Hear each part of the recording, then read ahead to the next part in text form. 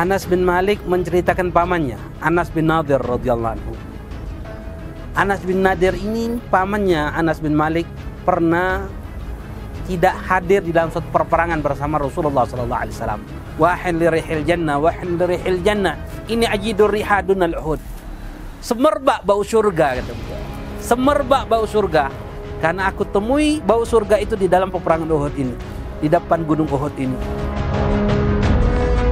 Lalu cerita ini disampaikan kepada Rasulullah sallallahu alaihi wasallam. Ketika cerita ini disampaikan kepada Rasulullah sallallahu alaihi wasallam, apa kata Rasulullah? Turun ayat Quran menceritakan Anas bin Nadir. Apa ayat tersebut? Rijalun sadaqu ma hadallahu alaih. Mereka adalah orang-orang mukmin yang jujur di dalam niat mereka, ucapan mereka, janji mereka terhadap Allah. Ini yang terjadi kepada Anas bin Nadir.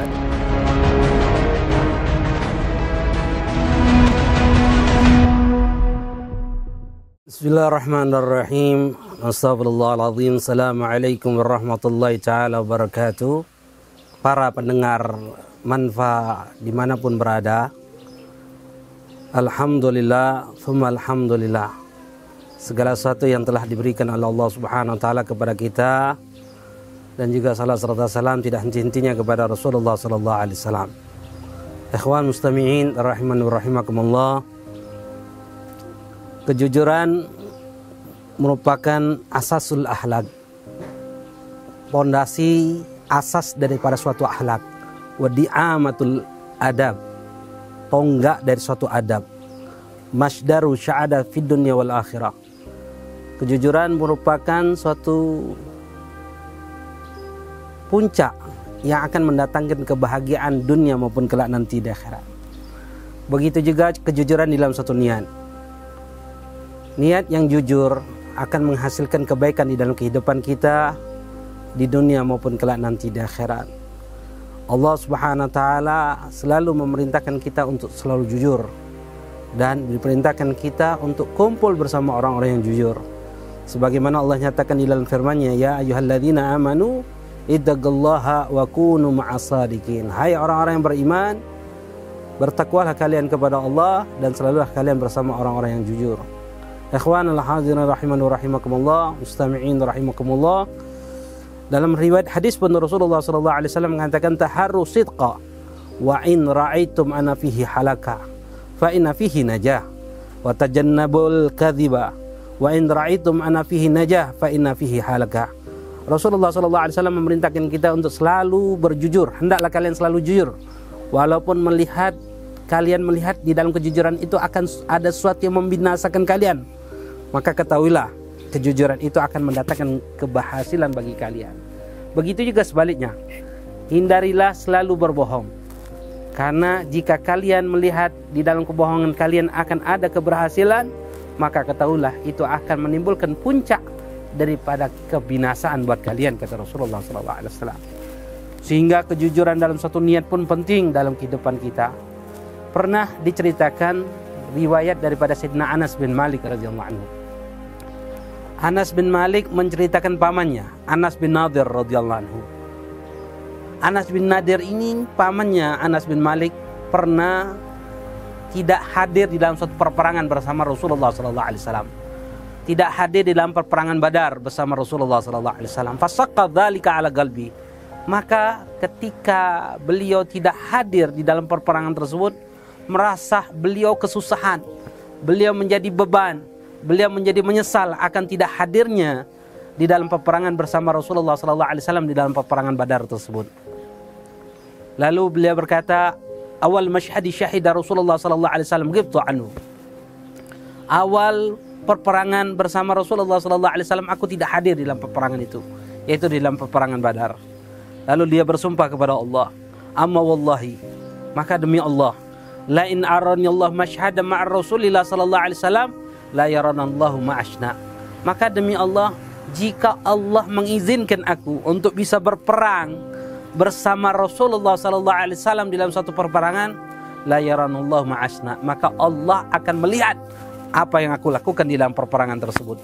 Subhanallah, menyatakan fasahida Uhudan fi amal Gabil. Di tahun berikutnya terjadilah peperangan besar, peperangan Uhud. Maka pada saat itu beliau hadir dalam peperangan Uhud bersama Rasulullah SAW. Fastaqbalu Sa'ad bin Mu'az, ini katakan, ketika hendak memulai peperangan, maka bertemulah Anas bin Nadir bersama Sa'ad bin Mu'az radhiyallahu anhu.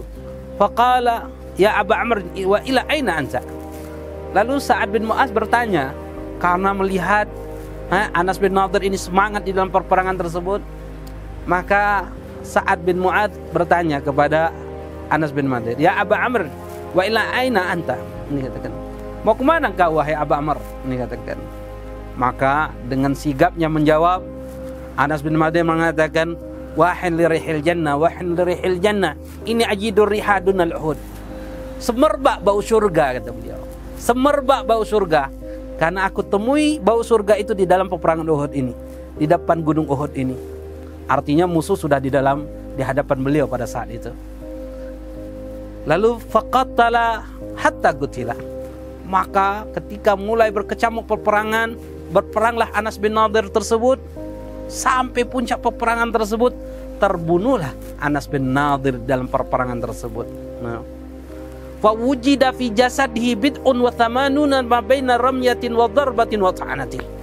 Maka ditemui di dalam jasad Anas bin Nadir tersebut hampir 80 luka, di antara tombak, luka sabetan pedang, luka tusukan, luka panah yang ada di dalam jasad Anas bin Nadir. 80 luka yang ada di dalam tubuh Anas bin Nadir radhiyallahu anhu. Karena setelah peperangan terjadi jasad, maka keluarga yang akan datang mengambil jasad tersebut. Maka keluarganya Anas bin Nadir ini kesulitan untuk menemui jasad Anas bin Nadir. Maka apa yang terjadi? Faqala ukhtuhu bintu Nadir, maka berkata saudari daripada Anas bin Nadir, ma araftu akhi illa bibanani. Aku tidak mengenali saudaraku lagi kecuali apa? Kecuali tangannya, jari-jarinya yang terjadi. Lalu cerita ini disampaikan kepada Rasulullah SAW. Ketika cerita ini disampaikan kepada Rasulullah SAW, apa kata Rasulullah? Turun ayat Quran menceritakan Anas bin Nadir. Apa ayat tersebut? Rijalun sadaqu ma hadallahu alaih. Mereka adalah orang-orang mukmin yang jujur di dalam niat mereka, ucapan mereka, janji mereka terhadap Allah. Ini yang terjadi kepada Anas bin Nadir, ikhwan. Begitu juga diri kita orang. Bayangkan, kita sering meminta kepada Allah Subhanahu wa taala, berniat di dalam suatu kebaikan, ingin melakukan suatu kebaikan, tapi ketika itu terjadi diberikan kemampuan oleh Allah kepada kita, kita tidak mampu jujur di dalam hal tersebut. Penting untuk jujur di dalam segala hal, termasuklah jujur di dalam masalah niat. Maka kejujuran di dalam masalah niat ini akan mendatangkan kebaikan kepada kita dalam kehidupan di dunia maupun kelak nanti di akhirat. Allah dengan berbohong, hati-hati dengan berdusta. Ini katakan. Allah bahkan ancam orang-orang yang suka berbohong di dalam Al-Quran. Allah katakan la'natullah 'alal kadhibin. Allah melaknat bagi orang-orang yang berdusta. Bahkan dikatakan oleh ulama, satu-satunya di antara perbuatan maksiat yang sulit untuk bertobat adalah berbohong. Sulit untuk bertobat. Bahkan dikatakan oleh ulama, kami pernah melihat orang yang suka maksiat dia bertobat. Kami pernah melihat orang yang suka mabok dia bertobat. Kami pernah melihat ada orang yang suka mencuri dia bertobat. Tapi kami tidak pernah melihat orang yang suka bohong jadi jujur. Allah. Na'udzubillah tsumma na'udzubillah. Karena kebohongan adalah satu maksiat yang sulit untuk bertobat. Lidah ini apa yang dibiasakan. Jika lidah ini terbiasa untuk berbohong, maka dia akan selalu senantiasa menagih untuk senantiasa berbohong. Na'udzubillah tsumma na'udzubillah. Bahkan Rasulullah SAW berkata kepada orang yang mentarbiyah, mendidik anak atau mengurus satu anak, maka ketika ada orang berkata kepada anak kecil, qala lisabihat hatta malam yu'ti fa iyakidba, kata Rasulullah. Jika berkata kepada anak kecil, kesini, kemudian anak tersebut datang kepada dia, lalu dia tidak memberikan sesuatu yang dia janjikan kepada anak tersebut, maka itu dianggap berbohong. Tanpa kita sadari, orang tua di zaman kita sekarang ini banyak sekali ketika anaknya ingin menginginkan sesuatu mainan atau yang lain, maka orang tua tersebut ingin menghentikan keinginan anak itu dengan cara berbohong. Na'udzubillah, tsumma na'udzubillah. Bahkan para ulama mengatakan kita berbohong terhadap binatang saja tidak dibenarkan dalam syariat. Jika ada satu kucing saja masuk dalam rumah kita yang ingin makan makanan kita, kita mengusirnya dengan cara apa? Hus. Ketika kucing itu keluar, kita tutup pintu tanpa memberikan makanan tersebut. Itu termasuk bohong. Na'udzubillah, tsumma na'udzubillah.